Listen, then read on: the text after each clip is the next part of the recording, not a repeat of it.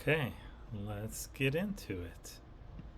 Here, rearrange things a little bit. There we go. That's better. All right, chapter 9. Let's go. This is like a high-level view of what T cells are trying to do out there and how they do it.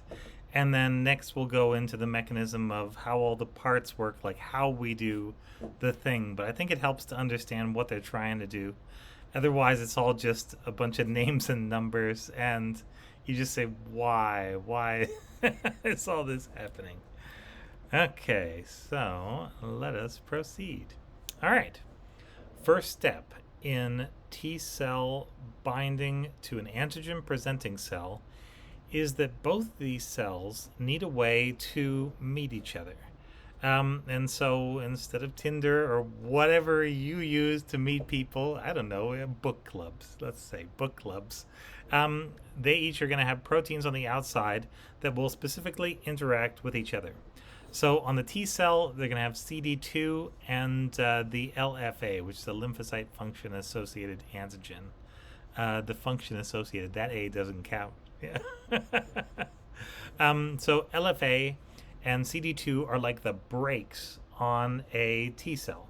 And this is cytotoxic or helper T cell, doesn't matter. On the antigen presenting cell, so in order to capture these things, it's going to make stuff like ICAM1 and ICAM2. So ICAMs and CD58. And I think the way to get this is make yourself a set of flashcards and just say, okay, on the one side, list me the proteins that are expressed on a T cell that will attach to an antigen presenting cell. And bam, LFA1, CD2, that's good enough. Yeah.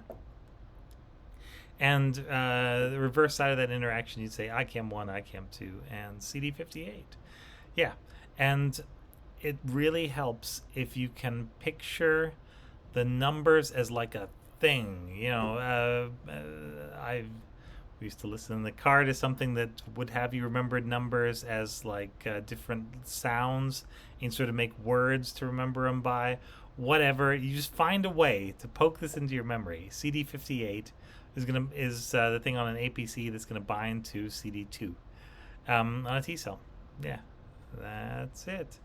And I think that's the trick to actually learning this, is finding some way to make it meaningful in your brain, so it's attached.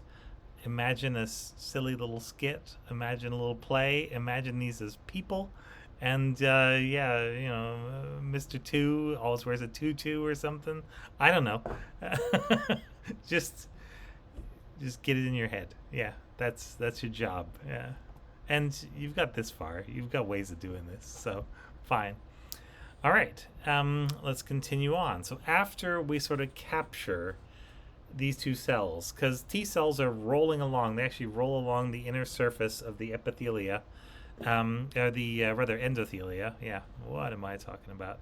Like the inside of veins and arteries. They're going to attach to the wall and just sort of roll along in the direction of blood flow for the most part. And antigen-presenting cells may also be doing that, or they may be hanging out in lymph nodes, or they may be migrating out from the tissues once they've found something. Whatever. These two need to make contact with each other via those molecules. Once you get binding, which is sort of a weak binding by, for example, LFA1 and ICAM1, or LFA1 and ICAM2, or whatever else, that allows time. It basically slows down the interaction, so this T cell is going to sit on this antigen presenting cell for a little while, and then it can test out, like, can I interact with whatever antigen is being presented on MHC class 2? And it may not just be one antigen. There may be, hundreds of different antigens on the surface of this cell, because class 2 does not care. Yeah. It's got a couple anchor residues, but for the most part, if it's there, class 2 will present it, which is why you see the professional antigen-presenting cells like macrophages are all in on class 2. It's just, good high-level communications, and it gets around a lot of the problems with class 1. Class 1, you got to be just the right size, and you got to fit in just the right way into this one molecule, And class 2 is much broader, much more accepting of antigens. Yeah, that's the idea. And so the other thing that happens is that when you get contacts, when you get a CD4 attached to the side of an MHC class 2, bound to a T cell receptor, and there are several other proteins that are kind of clustered around here. One of those is CD3, but we'll get to that. CD3 is actually shown up here. So this is the T cell receptor, alpha and beta chains. And CD3 is always found with a T cell receptor on basically every T cell except T regulatory cells. And so originally these were kind of considered to be the same protein or really similar. And so we number them consecutively. So we have alpha, beta. Those are the T cell receptor. And then in the CD3, it doesn't start with alpha and beta because they're usually hanging around an alpha beta T cell. So it's going to start with gamma, there we go, delta, and it's got 2 epsilon chains. And there are also these 2 things which are called zeta chains. That's this crazy, like starts like a Z and then just goes into a weird curly Q at the end, like a, I don't know, little puppy dog tail or a snake or something. These are all molecules. They're all proteins that have sites on them where other proteins can bind and start signaling. So this is a signaling platform that we are building, and it basically weaponizes the T cell receptor. T cell receptor can't do anything on its own except bind antigen, but it's got all these other proteins that bind the T cell receptor, and they can each bind on to different things. ZAP is one of the things that can bind here, and there's some tyrosine motifs that will be phosphorylated.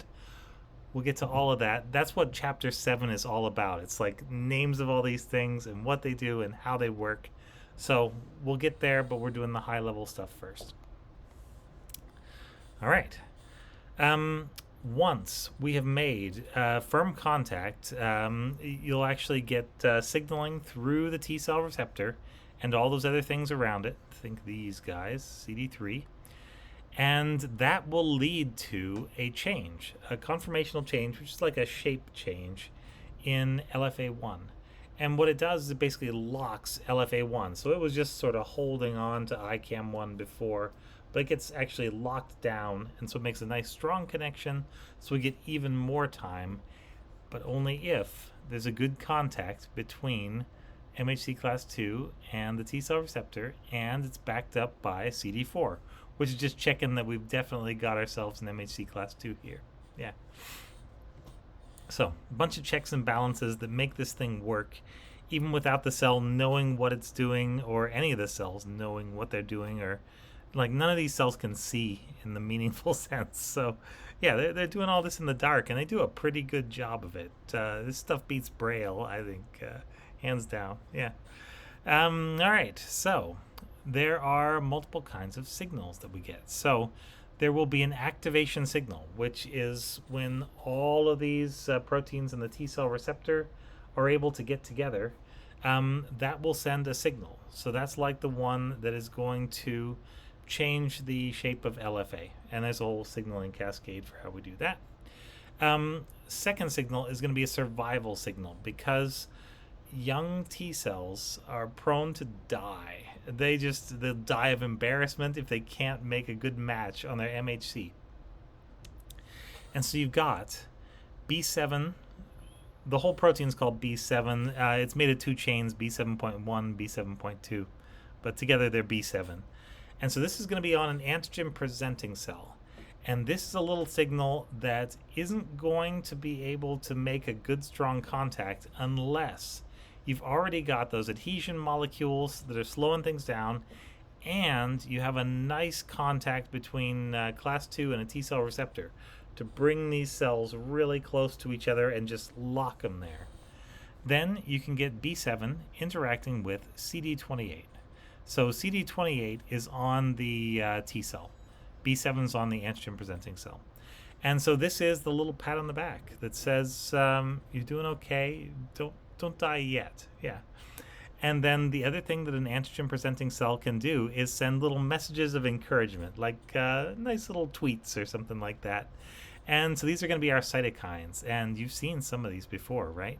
Remember interleukin 4, the thing that makes Th2 responses happen? And you got your interleukin 6. That's going to be important for both T regulatory cells and also for Th17s, which are like this. It's a short-lived version of a helper T cell. It's a little bit Th1-like, but it basically gets shut down and put aside as soon as you can mount a decent Th1 response. So it's like a holding pattern. It's the opening act, yeah, for your Th1 response. Yeah. And you got IL-23 that's also going to help with that. IL-12 is one that, of course, flashcards, yeah, of course, is important for, if I remember it right, Th1 response. I think interferon gamma plus interleukin 12 is what you need to make a Th0 differentiate into a Th1. There you go. All right, so how's all this work? Well, one of the other signals that can be sent is interleukin 2. So how that works is T cells naturally, just constitutively, like all the time, express part of the interleukin 2 receptor. And that part can bind okay to interleukin 2. So you get moderate affinity for interleukin 2 if you have these two parts of the receptor, the beta part and the gamma part of the interleukin 2 receptor. So if you have like a lot of T cells that are all putting out interleukin 2, it will start to wake up some of these naive T cells and cause them to differentiate. It's basically a sign that we have a problem. And with a lot of kinds of infection, what you'll see during the infection, or at least in the early stages, is that you'll get just sort of massive growth of T cells. It's like a little short-lived leukemia, basically, where you just load up all in on T cells. Because T cells have random T cell receptors, and you need to find the right T cell receptors. So it just allows you to shuffle through a bigger deck and see if you can find the card you're looking for. Once the T cell gets activated, though, then it's going to make a third component, which is the alpha part of the IL-2 receptor. And alpha, beta, and gamma together are now awesome at binding interleukin 2. And interleukin 2 is a signal that is released by T cells for T cells and some other cells, but mostly T cell specific message. And it says T cells and T cells only, it's time to divide. It's like when you're getting on the plane and they have that, all the Gold Plus members. Yeah, please come forward. Yeah, the rest of you, just whatever. Yeah, wait at the back, cattle. Yeah, the real people are coming through like that. So interleukin 2, mostly made by T cells, mostly for T cells, and when T cells get it, they make more T cells. So it's T cells begetting T cells all the way down. All right, and let's zoom in a little bit. There we go. That's better. Okay, so what about, let's see. So, okay, CD28 dependent co-stimulation. So you remember CD28? That's the thing on the T cell that binds to B7 on the antigen presenting cell. That's our don't kill yourself yet signal, our survival signal. Because ordinarily, T cells and B cells, if they are not activated, they lead short, I kind of think unhappy lives because they've made a T cell receptor or a B cell receptor and it didn't match anything, and so they just go die. Yeah, that's what has to happen, because whatever it is that they made, it might bind something, it might bind nothing, but it doesn't bind anything that's here right now. And so that's okay. We'll maybe get back to that combination, or maybe we won't. But we don't need you right now. Yeah. So resting T cells. This is just illustrating that other point. Have the lower affinity. They call it moderate affinity IL-2 receptor, which is the beta and gamma chains shown here in yellow and green. They are going to, if they receive interleukin 2 signal, that goes into the nucleus, and they'll actually start both making interleukin 2 and making the alpha chain. So they'll make interleukin 2, the message, and interleukin 2 receptor, the thing to catch the message. And so, yeah, basically if there's interleukin 2 around, it's going to cause T cells to start to stimulate themselves and other T cells. Like a T cell, may have to do it on its own. There may not be other T cells around when it gets stimulated, and that's okay. It'll release IL-2, it'll stimulate itself somewhat. But if you have like a spleen or bone marrow or something like that with a whole bunch of T cells running around, then if one of these gets set off, you can get this chain reaction where it's like IL-2, IL-2, IL-2. And they'll all start to make IL-2 until a T regulatory cell comes in there and just slaps them around and says, no more IL-2 for you, go to bed, basically. So yeah, they were making IL-2. It's binding to the protein that we just made. Like, how convenient. And then once that happens, the T cell will begin to divide. And as long as there is still IL-2 around to be scrounged, it'll keep scrounging it up, and it'll keep dividing. Yeah. So yeah, let's see. Okay. Next. And so this is another thing that can happen. There's a protein called CTLA4. So CTLA4 can actually replace CD28. CD28 is the normal thing on the surface of the T cell. If the T cell is stimulated to produce CTLA4, it'll come in, it'll smack the CD28 aside. It's like the newer, cooler version of that. It'll bind only to B7.1, and once it does that, it will then send the opposite signal. So instead of sending a let's get activated, let's stay alive sort of signal, it'll send a, no need to activate, no need to do anything. CTLA4 is one of the big molecules involved in tolerance. Because if you've got an MHC class 2 and it's binding a piece of pollen, for example, you got a T cell receptor that's capable of binding it. Super neat, yeah. But you don't want to make a bunch of T cells that go and attack pollen because it's not doing anything to you and it's not even alive, like in that sense. It's not like an infectious agent. You're not going to start sprouting little trees or something. Yeah, I hope not. Yeah, I don't know how plants work, but I'm pretty sure. Yeah, it takes more than pollen. And so, this would be a way to send a message that we don't need to respond to this. So this is going to be useful, for example, in the gut, when you do things like eat food. Because food is all, if you're doing it right, food is not going to have a lot of human proteins on it. So it's basically going to be a bunch of potential antigens. Yeah, no cannibals allowed, yeah. And so, I have no idea what the implications of that are if you only ate like genetically modified, they can modify cells so that they're human cells, but you can eat them. I don't know what that would do. Anyway, that will send a signal that this is a thing which we do not need to react to.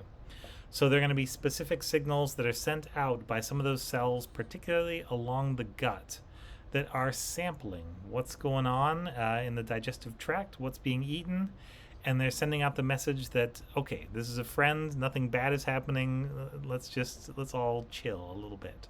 Make a little CTLA4, let's all just get along. Yeah, that's what a CTLA4 is for. Okay, we'll do the cytotoxic T cell part, and then we will pause this one, put a break in it, and then we can go on and do the helper T cell part next. Yeah. So, cytotoxic T cells also have a lot of these same molecules. So you're going to have a T cell receptor, great, but since it's a CD8 cytotoxic T cell, you're going to have this guy, which, remember the little purple sticks? Those are your CD8 protein. There's still going to be a B7 on the antigen presenting cell, like a macrophage or whatever, and so it's still going to bind to CD28 unless a CTLA4 is present to swat it aside. And that killer T cell, once it gets stimulated, once it gets the, we're doing all right signal, and potentially gets a little signal from the antigen presenting cell, it will then be activated. It'll start to make interleukin 2 for its interleukin 2 receptor, and it'll make the better version of the receptor. And then once it does that, it'll start to divide. And so you will, if you can make a good contact with an antigen presenting cell that's holding on to an antigen, then that T cell will be multiplied. We'll get lots of copies of it, and they'll all go out and try to look for any cell that is producing that specific protein and sharing it via MHC class 1. So cells like dendritic cells can present reasonably well by class 1 or class 2. And you got to remember, the difference is class 1 is stuff that the cell is making itself. Class 2 is stuff that an antigen presenting cell picked up from somewhere. So it might be worth responding to, but you don't need to kill the cell. Don't shoot the messenger with class 2. Class 1, shoot the messenger every single time. That is the idea. That is the point of MHC class 1. And so you see our little one leg here. That's how you know for sure. And so if our T cell can interact with the T cell receptor, and if it's already been activated by an antigen presenting cell showing it the secret B7 CD28 handshake. So stupid. Anyway, then it doesn't need any further signals. If it recognizes that peptide, it can kill. Yeah, it's fully trained. It's released. Yeah, it's out of basic training and in the field or whatever. I don't know what metaphor. It's probably a nice My Little Pony metaphor that doesn't involve killing, it involves sharing or something. You go find it. Yeah. And so, yeah, they'll kill any cells that are making that same peptide. And since all your cells have the same limited repertoire of MHC class 1s, and since all your cells have the same basic proteasomes for the most part, except for antigen presenting cells, but forget about them for a minute. Basically, any infected cell is probably going to present a little bit of the same peptide that the T cell has already been able to recognize and is sort of fired up to recognize. And so, yeah, it works. The limited repertoire actually helps in this case because theoretically there ought to be just about infinite ways to present some set of epitopes from a pathogen. And because MHC class 1 limits it to just things that fit in, one of our 6 MHC class 1 molecules, there's really not that many things. Either you react to something and you're good, or you don't react to it and you're gonna suffer. Yeah. But it makes the CD8 T cell interaction more likely because there are fewer possibilities, and the CD8 T cell has already shown that it's able to bind to that antigen on that MHC class 1 molecule. There you go. So, some molecules. And I think this is the last slide before we go into our helper T cells. Important ones to learn, I would say. So your CD45s are good to learn because these are what mark activated versus inactive T cells.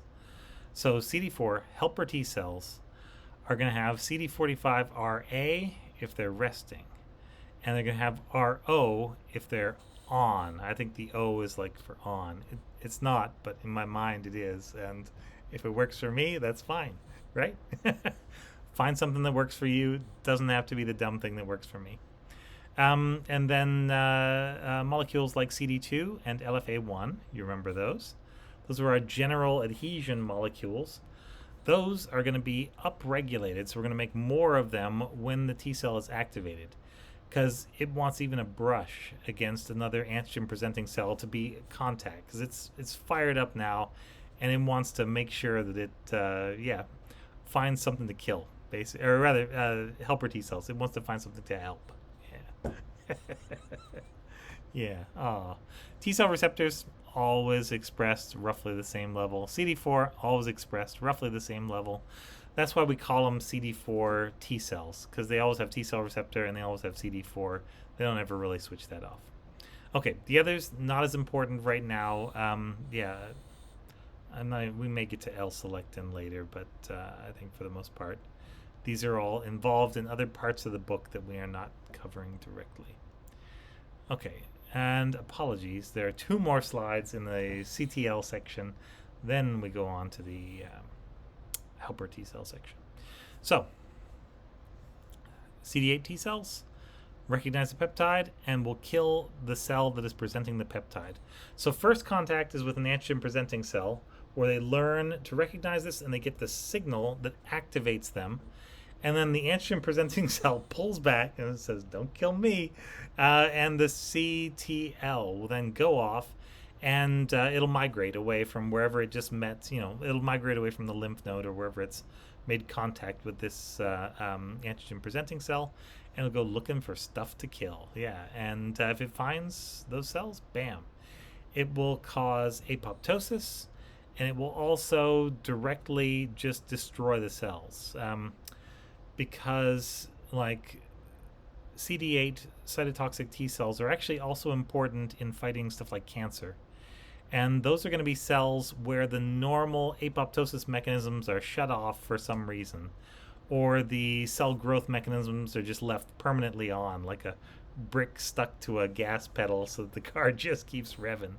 And so in that case, it can't just send a signal that says, please go into apoptosis, you are malfunctioning. It's got to actually get out the big guns, things like perforin, and perforate that cell. Yeah, and stick its granzymes on the cell. Yeah, mess stuff up.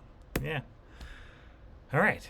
The only other thing that you need to know about CD8 T cells for this chapter, the rest is on CD4s, is that when you get antigen presenting cells, some of these cells, like an MHC class 1 presenting dendritic cell, will have class 1 and class 2 in reasonable amounts.